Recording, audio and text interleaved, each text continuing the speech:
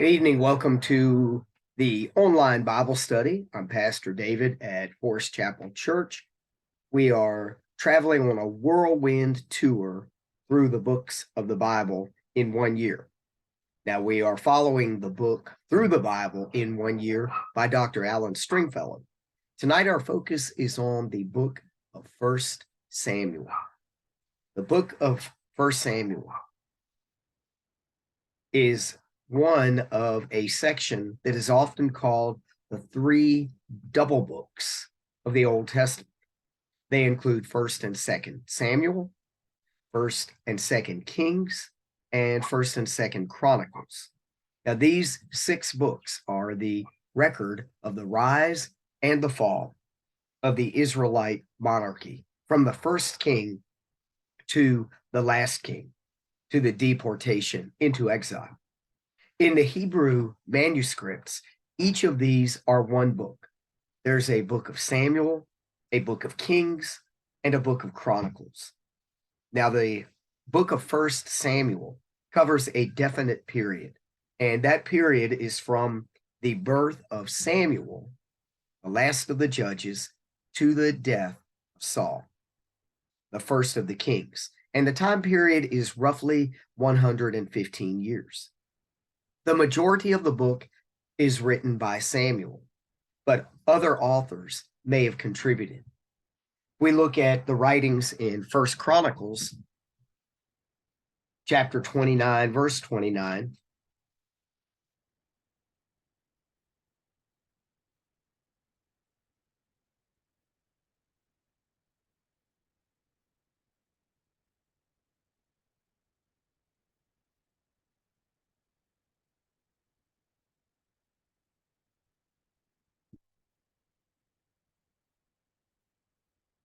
First Chronicles chapter 29 and verse 29. As for the events of David's reign,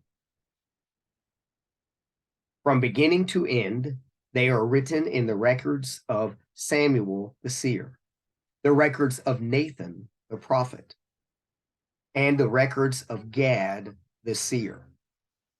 So those are other records that were written.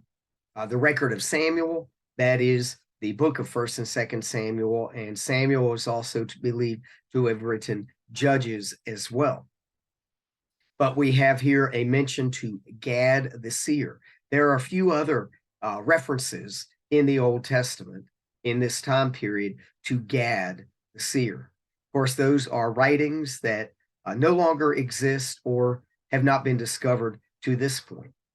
Nathan the prophet, we hear of him several times in Kings and in Samuel, and he is definitely a prophet, but left some writings as well, which as well no longer exist or have yet to be found, we hope.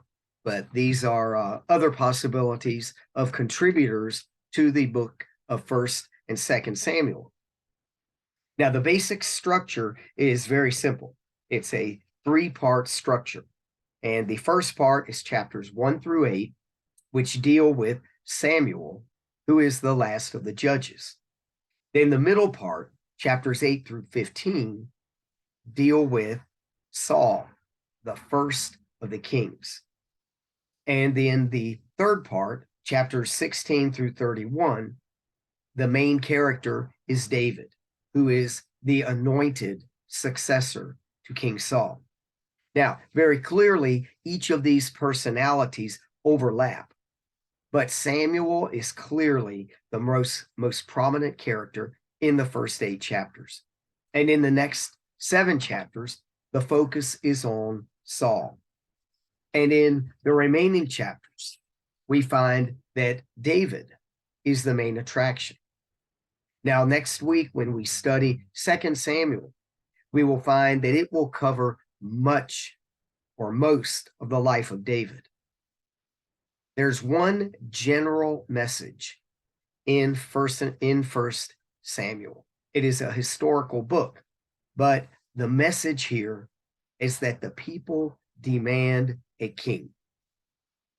They're going to choose less than God's best. They had the opportunity to be a nation that was a theocracy, meaning a God-run nation.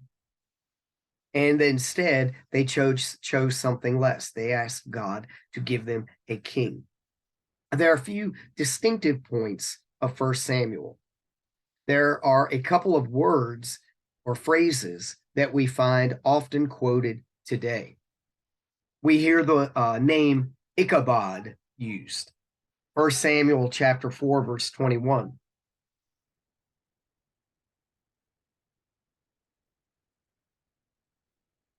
First Samuel 4, verse 21.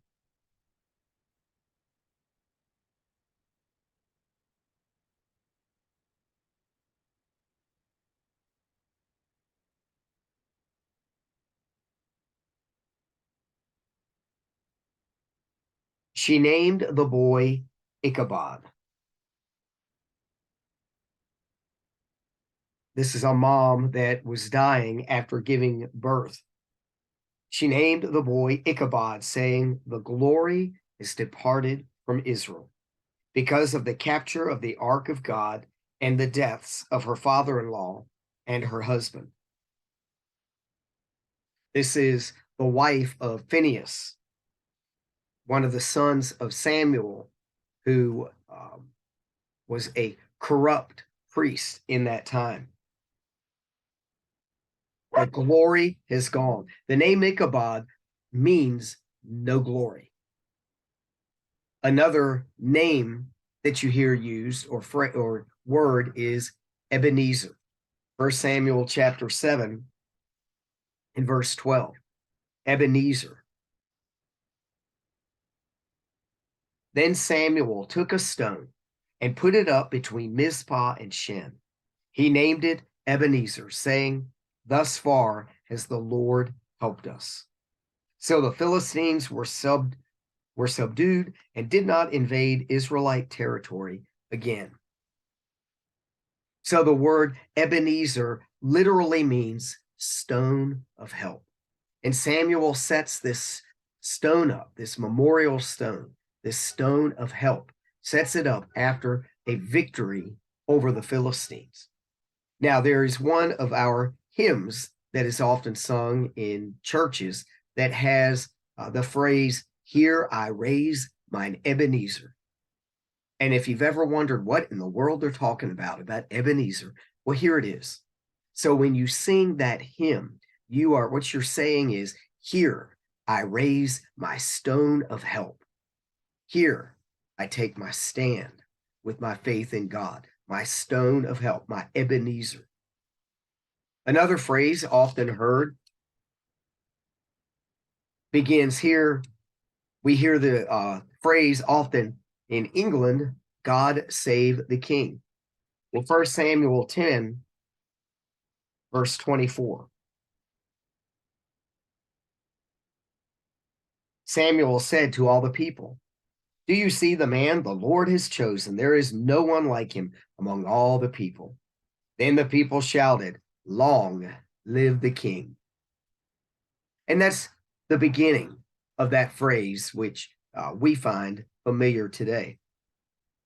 The word prayer is used 30 times in this book. And the first appearance of the phrase Lord of hosts is in this book. And it's used 11 times in 1st and 2nd Samuel. 1 Samuel chapter 1, verse 3.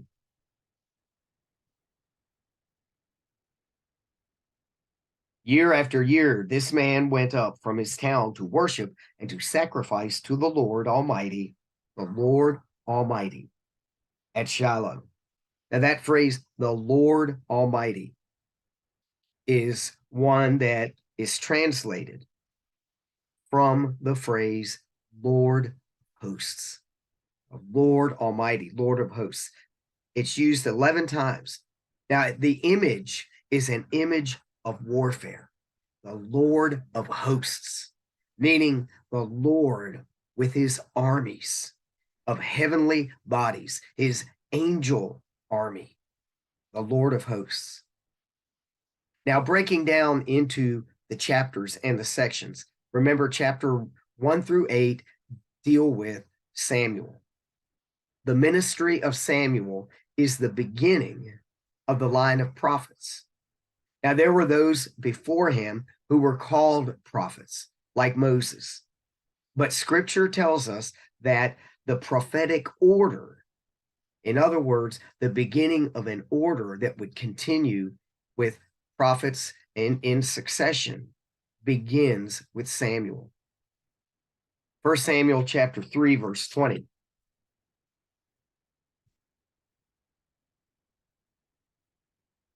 And all Israel from Dan to Beersheba recognized that Samuel was attested as a prophet of the Lord.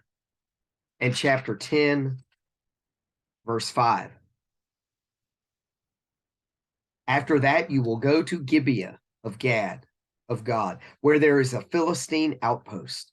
As you approach the town, you will meet a procession of prophets coming down from the high place with lyres, tambourines, flutes, and harps being played before them, and they will be prophesying. It is believed that Samuel instituted a school of prophets, and that school would continue, or ones like that, down through the ages. Later on, when we read of Elijah and some of the other prophets, it will actually mention a school of prophets. Well, that began all the way back here with Samuel. Now, chapter 19. And we're going to go to verse 18. When David had fled and made his escape, he went to Samuel of Ramah and told him all that Samuel had done to him. Then he and Samuel went to Naioth and stayed there. Word came to Saul, David is in Naioth at Ramah. So he sent men to capture him. But when they saw a group of prophets prophesying with Samuel standing there as their leader. So these are some of the men that had become a part of Samuel's school of prophecy. Acts chapter 3. Flip into the New Testament. Acts 3, verse 24.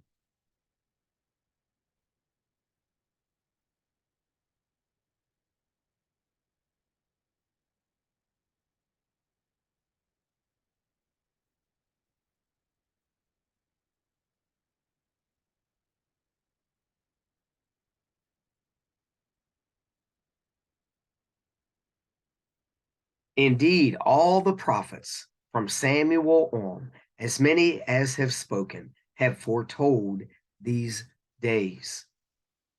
The prophets, again, and the line from Samuel. And staying in Acts, we're going to go over to chapter 13 and verse 20.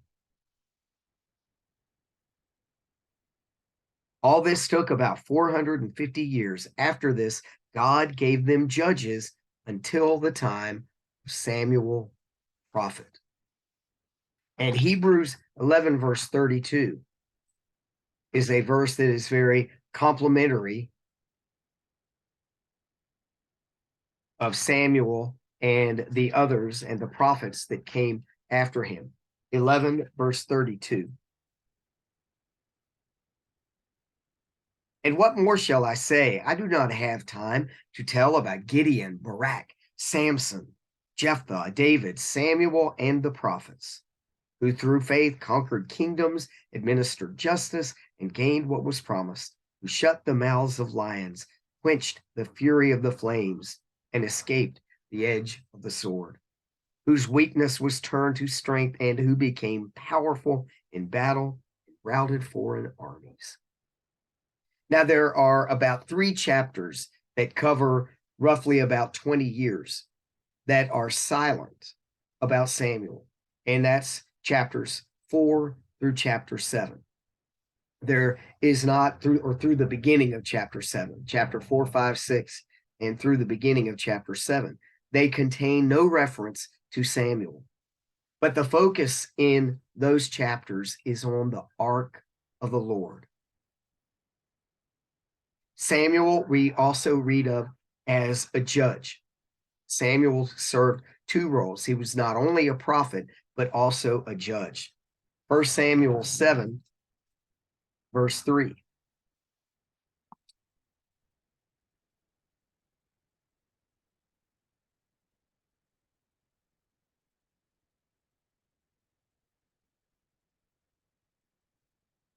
And Samuel said to the whole house of Israel, if you are returning to the Lord with all your hearts, then rid yourselves of the foreign gods and the Ashtoreths, and commit yourselves to the Lord and serve him only. And he will deliver you out of the hand of the Philistines. So there is Samuel serving in the role of judge. Chapter 8, verse 22. The Lord answered, listen to them and give them a king then, he says to Samuel. Then Samuel said to the men of Israel, everyone go back to his own town. Now, after chapter 8, verse 22, Samuel is no longer the head of the nation. Now there is a king. 1 Samuel 7:15.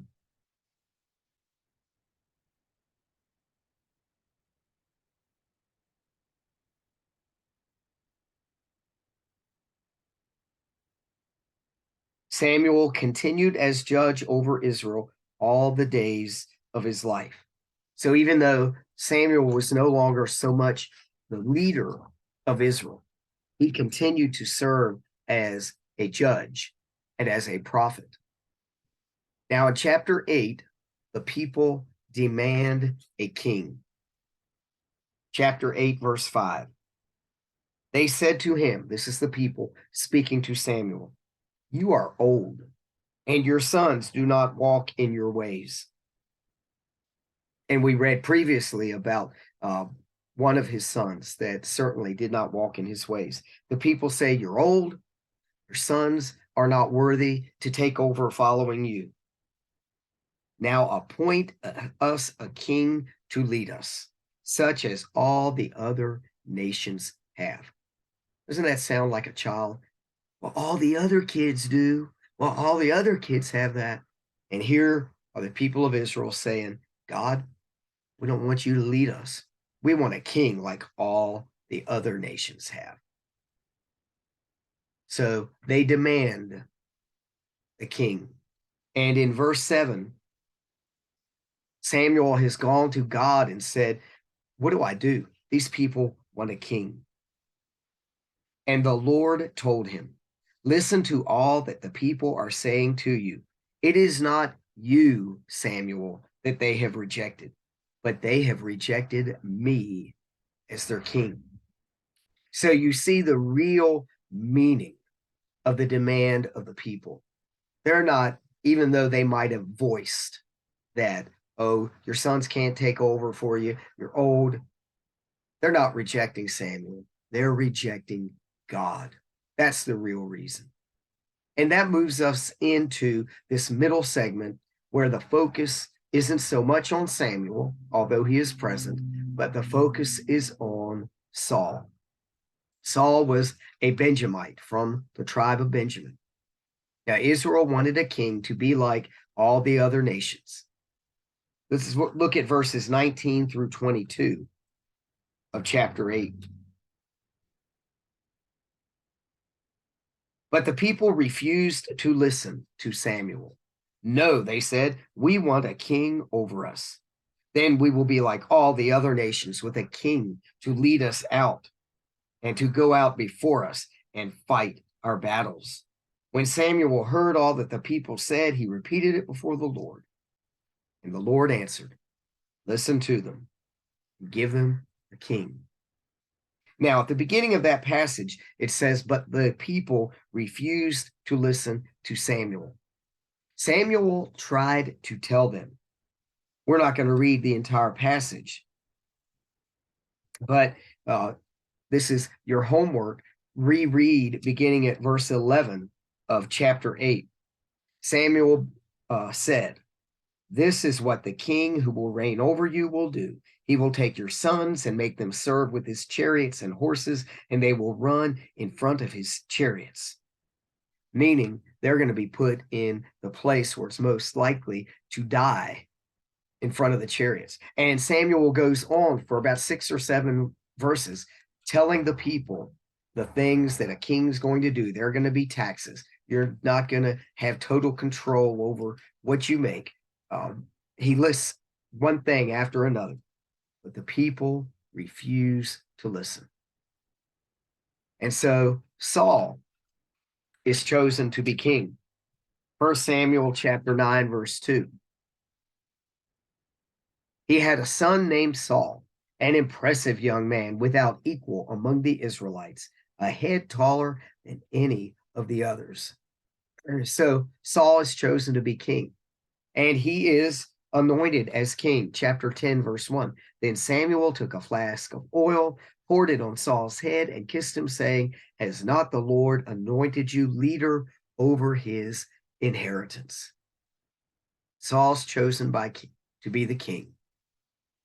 But in chapter 13, we begin to see the decline of Saul. And this will continue through until the end of 1 Samuel. Chapter 13, verses 12 and 13. Paul acts impatiently. This is Paul speaking, talking to Samuel after Samuel has called him out on this. I thought, now the Philistines will come down against me at Gilgal, and I have not sought the Lord's favor. So I felt compelled to offer the burnt offering.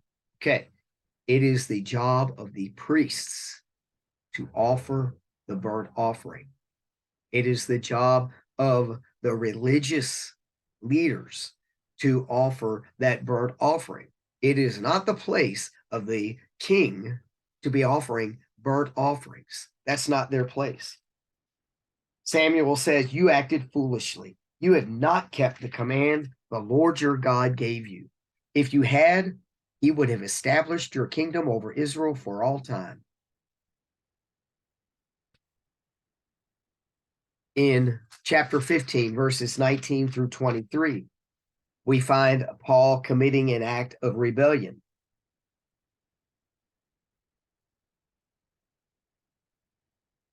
Why did you not obey the Lord? Again, this is Samuel talking to Saul after once again he has to call him out on his behavior. Why did you not obey the Lord? Why did you pounce on the plunder and do evil in the eyes of the Lord? There were certain things that when they won a battle, certain things could be taken as plunder. Certain things could not and were to be taken elsewhere or to the temple. Saul says, But I did obey the Lord. I went on the mission the Lord assigned me. I completely destroyed the Amalekites and brought back Agag, their king. The soldiers, he's placing blame now, even though these soldiers were under his command. He's placing blame. The soldiers took sheep and cattle from the plunder, the best of what was devoted to God, in order to sacrifice them to the Lord your God at Gilgal. But Samuel replied, Does the Lord delight in burnt offerings and sacrifices as much as in obeying the voice of the Lord? To obey is better than sacrifice, and to heed is better than the fat of rams. For rebellion is like the sin of divination, and arrogance like the evil of idolatry, because you have rejected the word of the Lord. He has rejected you as king.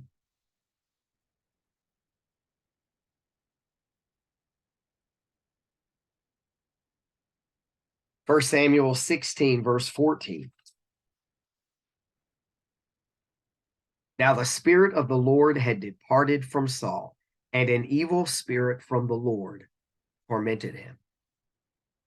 Now, sometimes there are questions about, wait a minute, why did God send an evil spirit on Saul? That seems out of character. This is an act of God's judgment in response to Saul's continued rebellion. It was this evil spirit was allowed to torment or to tempt Saul. Saul had directly disobeyed God several times. And so God removes his spirit from Saul, and he allows the evil spirit to tempt Saul. And Saul can't handle it. Saul gives in to the temptation. Now, there's also a positive that happens as a result of this evil spirit, and that is that because of this evil spirit, David is brought into Saul's life. Continuing in chapter 16, this evil spirit was just vexing Saul that he felt horrible. And Saul's attendants thought maybe having some nice soothing music, specifically the music of a harp, might help Saul calm down, might help Saul with recovering from all of this. And it's at this point when Saul says, go find me somebody who plays the harp well. Who do they find? But David. And so that brings David into the life of Saul. Now, chapter 18, verses 7 through 11.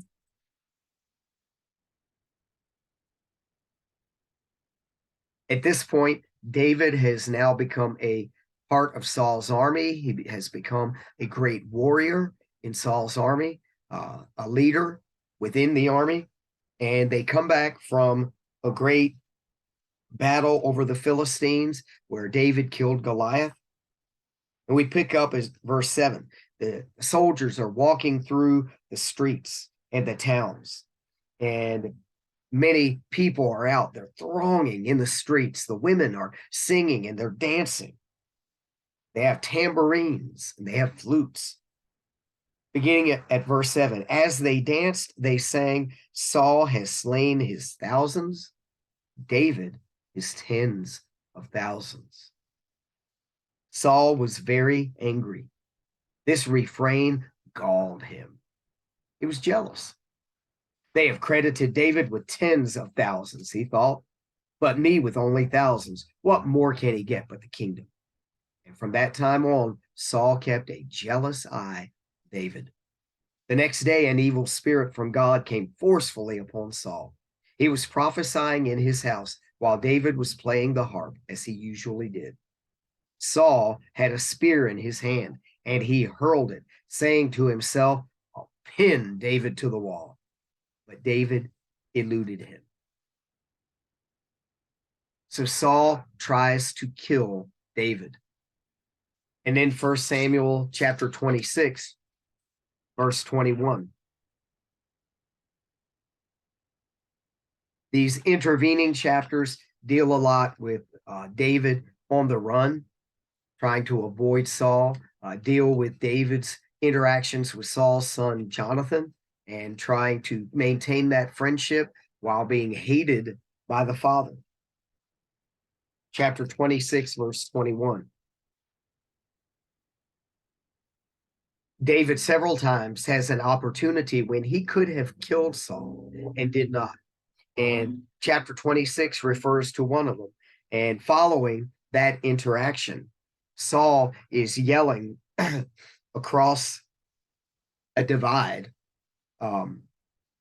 David's men and Saul's army are out in what is literally a desert, almost a wasteland. Voices can carry easily for a half mile or more. And they're speaking across a divide. Saul says to David, I have sinned. Come back, David, my son. Yeah, right. Because you considered my life precious today, I will not try to harm you again. Surely I have acted like a fool and have erred greatly. That much was true. Now, David knew better than to go back because Saul's going to try to kill him again. But at least Saul did realize that he had screwed up at times. In chapter 28 is kind of the final straw, beginning at verse 7.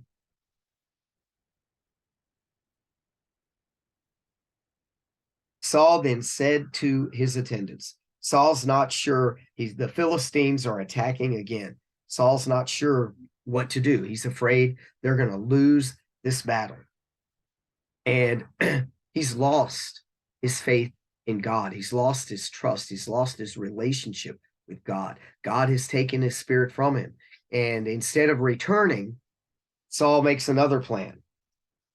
Then Saul said to his attendants, find me a woman who is a medium, so I can go and inquire of her.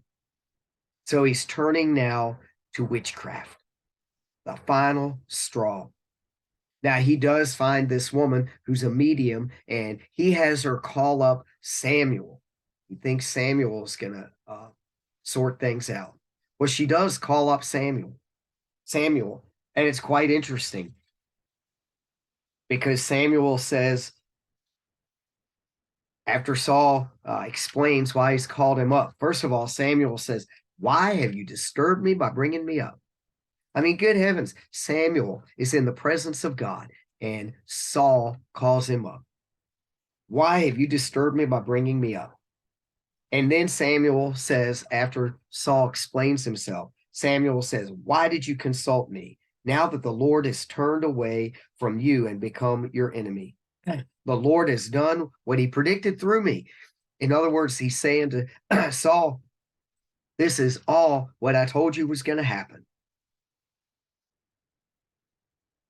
And Saul ends up falling fully before the apparition of Samuel. And again, that is the final straw.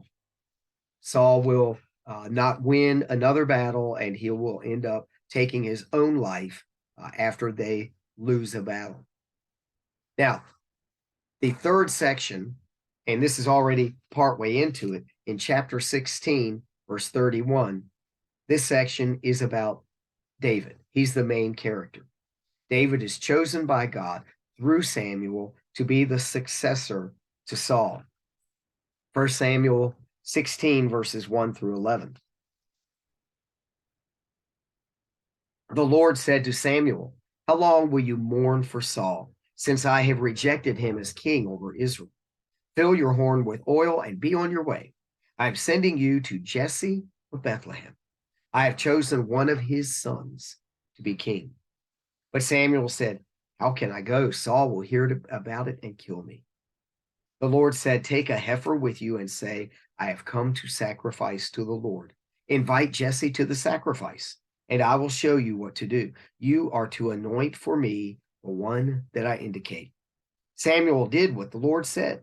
When he arrived at Bethlehem, the elders of the town trembled when they came to him. They asked, do you come in peace? Samuel replied, yes, in peace. I have come to sacrifice to the Lord. Consecrate yourselves and come to the sacrifice with me.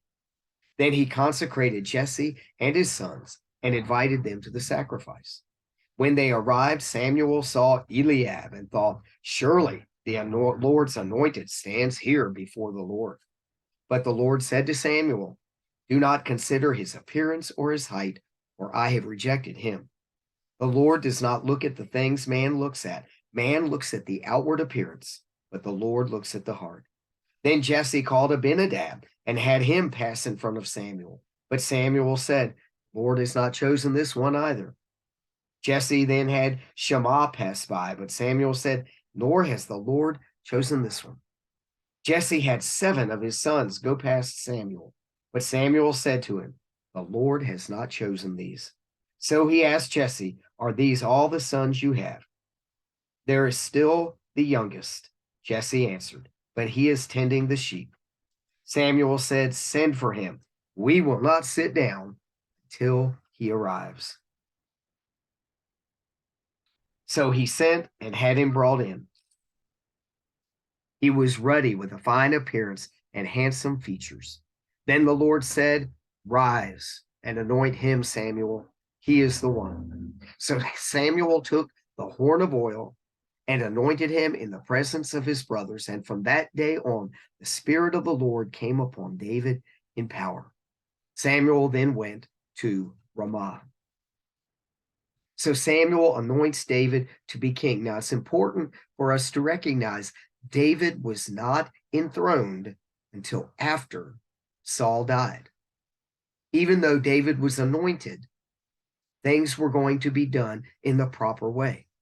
He was not going to take over until Saul had died. And David is very humble, and David is very patient through that time. In chapter 17, we find the story of David and Goliath. I encourage you to read over that once again.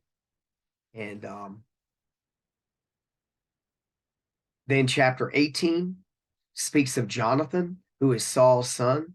Jonathan was a good friend of David, the closest of friends. Now, Saul hated David, but Jonathan didn't. Some of David's psalms were written during this time of running from Saul. Psalm 59 is one of these. In Psalm 59,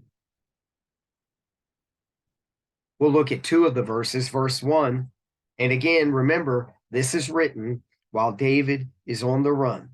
Saul has sent his men to watch David's house in order to kill him. Verse 1, deliver me from my enemies, O God. Protect me from those who rise up against me. And then let's move down to verse 16.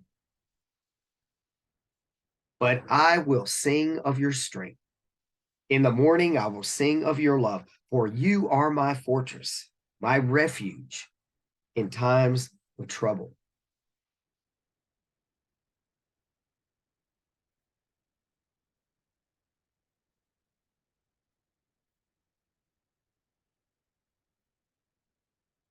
We want to also look at verse 3, very telling in this as well. See how they lie in wait for me. They're waiting outside his house. Fierce men conspire against me for no offense or sin of mine, O Lord. I haven't done anything, and yet they're trying to kill me. Now, Psalm 56,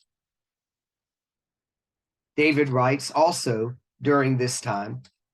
David actually was able to find safety with the Philistines during this time. The Philistines took him in. They actually used him as a general in their army. Now, I'm sure they thought, if we've got David, then Israel is split, because there were those who knew that Saul needed to go, and there were those that were supporting David. And the Philistines knew that by harboring David, by using him, they could weaken the neighbor. Psalm 56, be merciful to me, O God, for men hotly pursue me. All day long they press their attack. My slanderers pursue me all day long. Many are attacking me in their pride. So, 1 Samuel. Can you name the 3 double books of the Old Testament? 1st and 2nd Samuel, 1st and 2nd Kings, 1st and 2nd Chronicles, called the double books. Now, over time, they have become 2 books because scholars have separated them into sections that have a very clear beginning and ending point. But again, as we spoke of, in the Hebrew Bible, in the original Hebrew Bible, those are each one book: the book of Samuel, the book of Kings, the book of Chronicles. Who are the 3 main personalities in this book? Samuel, Saul, and David. What is the central message of 1 Samuel? That is, the people want a king. And then it becomes a record of that king. The people want a king. Now, what other personality is known for their love for David? And that's Jonathan. Jonathan, who was the son of Saul. And the last question for you, was David enthroned in 1 Samuel? And the answer is no. David would not be enthroned until after the death of Saul, which we'll pick up in 2 Samuel next week. Now, 2 Samuel, if you're getting started this week, reading up and reading 2 Samuel to be ready, you read 4 chapters every day, you can get through the entire book before the next time that we will be sharing together. I want to thank you for joining us for Through the Bible in 1 year Bible study, and I hope you have a great evening and great week ahead. As always, I encourage you, be involved in your local church. If you don't have a home church and you're local to this area, I certainly invite you to join us for worship any Sunday morning at 10:50. Forest Chapel Church is just off of Route 340, across the road from Sammy's Station. Best of luck this week.